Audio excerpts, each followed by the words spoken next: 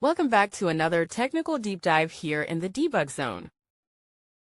Today we're tackling a big question and breaking it down with us from other users. Hopefully this clears up some misconceptions and helps you get the answer you need. So buckle up, stay a little curious, and let's jump right in.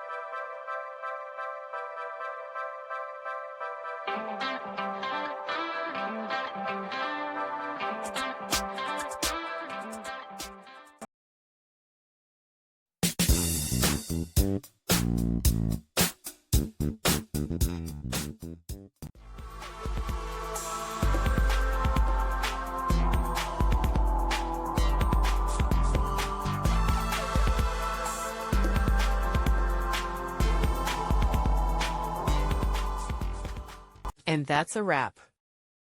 I hope you found the answer you were looking for.